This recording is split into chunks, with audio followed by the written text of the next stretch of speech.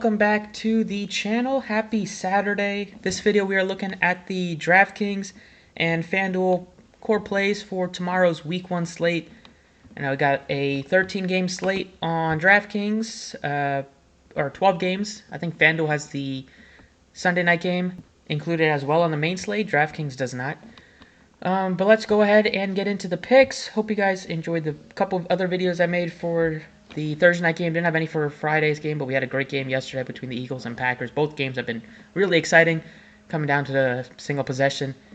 So let's get started. If you enjoy the content, please hit the like button. Subscribe if you have not already. If you want the full picks, check out the site. It's dsprocess.net. You can hit the link in the description. We'll do early, main, afternoon, both sites, and showdowns as well. Want the pass there. We'll go over the main slate. These are to fill out quarterback through wide receivers positions that I'm liking right now. If you want to build a cash lineup, or you can put this in GPP, maybe mix up a couple other plays that you like. So starting off at the quarterback position, you have a couple of expensive guys this week in terms of the games to target.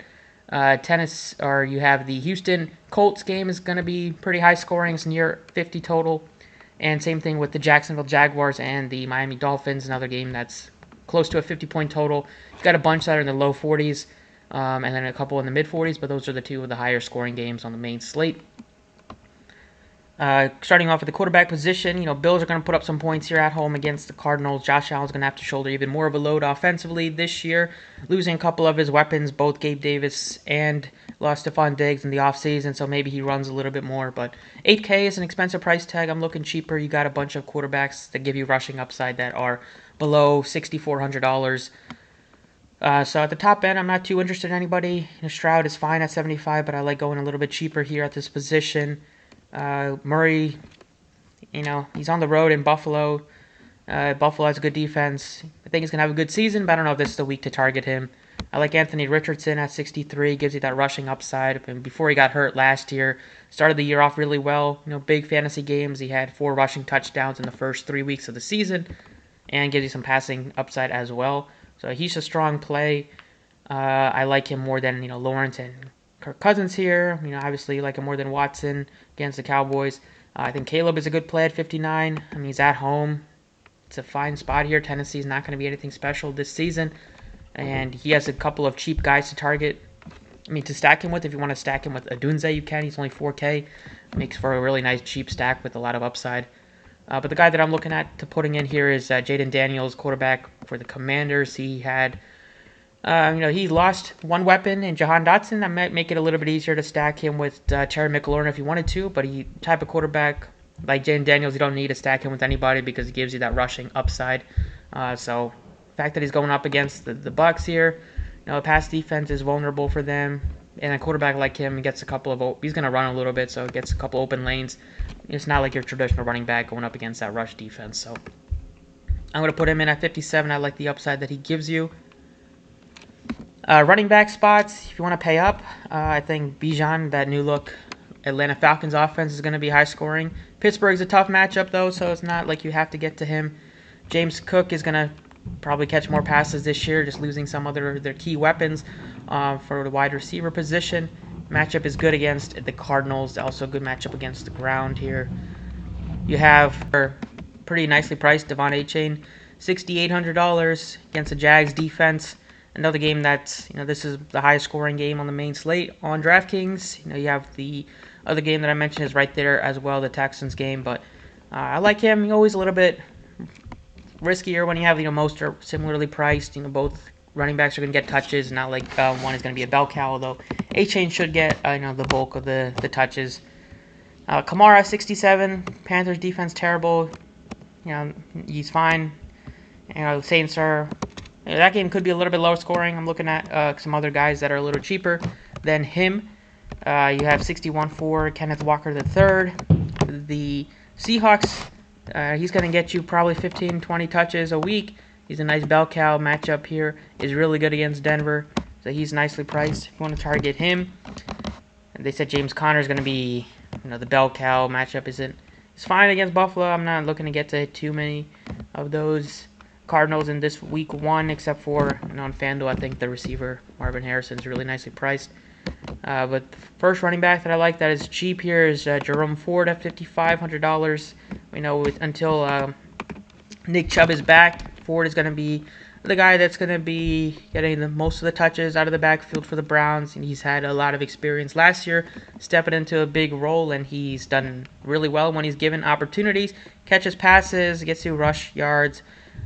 They're at home. Cowboys defense a little bit worse against the rush based on last season. We'll see how they do this year. But at home, a guy that's only 55 for a running back that's going to get you probably 15, 20 touches is a pretty good play in my opinion. And then the second running back that I really like that's in the 6K range is going to be Rachaad White. Get another running back that gives you pass catching option as well, receiving work. He's going to get you probably 4 to plus targets and an opportunity to get you more catches. He's had a bunch of weeks last year where he had 6 catches, handful of weeks, and he's going to get you flirt with 20 or more carries on the ground. They did bring in Bucky Irving in the draft, so Bucky Irving's probably going to take a couple carries. But week 1, folks should still go to Rachaad White, and the matchup is nice at home against a poor Commanders defense. Moving on to wide receiver, if you wanted to pay up, I think you can easily get to Tyreek Hill, so that's what I'm going to try to do. I like him more than Lamb against the Browns defense, and Justin Jefferson, with losing McCarthy a few weeks ago. You have Darnold as the quarterback. Matchup is good, but I like Tyreek Hill and what's going to be a high-scoring game against Jacksonville. Pass defense poor, and he's a guy that just is pretty consistent every week, and he has slate breaking upside as well. He's probably going to break a couple slates this year. Wouldn't be surprised if it happens in week 1. Other quarterback or the receivers above 7K. Nothing really sticks out as like a must need. Adams, Evans, both are nice options, but both are priced where they probably should be. 6K range. The Bears receiving core got crowded, so Moore's not a slam dunk to get you a ton of targets every week. It's probably going to be spread out. Higgins is doubtful, so we'll see if Jamar Chase plays. If he does, he looks better. But if Chase somehow does not play, then you can go down to 3K for Andy Iosivas, or 3K is probably going to get you a lot of touches. Or it's Andre Iosivas. He's only 3,000. So he looks nice as a cheap option. But another receiver that's really cheap is Rome Odunze. He's only $4,000. I like him, to get some connection with Caleb Williams. Both rookies heading into what should be a year of pretty high expectations for both of them. He's going to get touches. They took him high in the draft, first-round pick, and gives you a ton of upside. His price tag is not going to be at 4K in a couple weeks. The final receiver that I like here in the 5K range, if you wanted to stack Jaden Daniels with Terry McLaurin, I think he's a good play, especially losing Dotson. He's going to get most of the targets from Daniels, or you can go down to Chris Kirk if you want to do a run back, bring it back on the Jags-Miami game, brought in Hill, throwing Kirk on the other side. Jags, they lost Ridley in the offseason, they brought in Gabe Davis, and they drafted Brian Thomas, so they have a couple of other weapons, but Kirk is probably the number one option. At least to start the year, we'll see if Brian Thomas is able to emerge and take kind of leapfrog and get more targets as the season goes on. But week 1, I think Lawrence is going to stick with Kirk and give him the targets. So I like him. And then you have other guys, like I mentioned, the 5K range, like McLaurin. And Drake London at 6K looks good with having Kirk Cousins as the quarterback. And then cheap-wise, it's Odunze that looks really good. You have, not that you really want to target a ton of Patriots, but there's some cheap options there. And you do have that 3K for IOC bus, as I mentioned. And then tight end position, leave it the last 3 positions blank if you want to fill it out. But you want to pay up. I'm not going to pay 6K for McBride on this week 1 slate. I think Ingram is fine as a mid 5K option. Brock Bauer, if you want to trust him in week 1, he probably won't get too much ownership. And then you have a lot of guys that are cheap. Buffalo Bills, Knox, or Kincaid, a good option, just losing, like I said, Diggs and Gabe Davis in the offseason.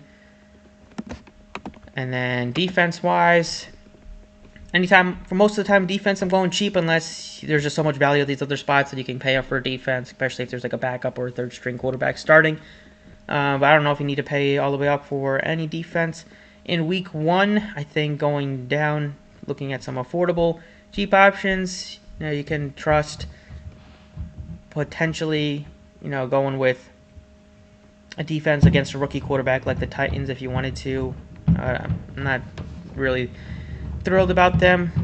potentially going with some turnover-prone quarterbacks. Not the worst thing in the world. And then if you're looking at some like rainy or bad weather games, I don't think there's any really stick out week one too much to target. So if I had to rank defenses, I would look at Chargers at $2,900 against the Raiders. They're not going to be very good this season. And then potentially maybe going to the Patriots more defense. This should be a lower scoring type of game if you wanted to do them. Take a shot on them. I think they should be pretty affordable. They're 26 against the Bengals. See if Chase doesn't play, then they'll be looking a little bit better. But in terms of the nice cheap value plays and some core plays that I'm liking, these are what I got so far for the quarterback and receivers and running backs. For DraftKings, let's take a look at Fanduel. Same for the core plays, a couple changes. I think Harrison at 66 looks really good at the receiver position. You can look at guys that are priced around him. Going against Buffalo, he's going to be heavily targeted by Kyler Murray all season. I like him more than these guys that are right around him. Neighbors has cheap play. Him, McLaurin, I like. Christian Kirk, 61, I put him in again. And then I'm still going to try to pay up for Tyreek Hill. And then running back, I think 1872 looks nicely priced. Kyron Williams, I don't know too many people target that. Him, just because it's the last game of the night, people like to kind of see their points early, so he could get a little bit less ownership. ETN, 75 is good play. And then looking for guys below 7,000, we put in Ford at 62. There's not a ton that looks really, really good here. But Jones, 68 against the Giants. Poor defense. Could take a shot on James Conner just because he's so cheap at 61. Quarterback, still went with Jaden Daniels because I like him where he's priced with the rushing upside that he's going to give you. Tight ends, Laporta's all the way up to 8K. It might be tougher to get to him. Kincaid, fine. Going with Evan Ingram. Or just kind of going punting with the cheap tight end is not the worst thing in the world. You can usually find a cheap tight end that gives you, double-digit fantasy points.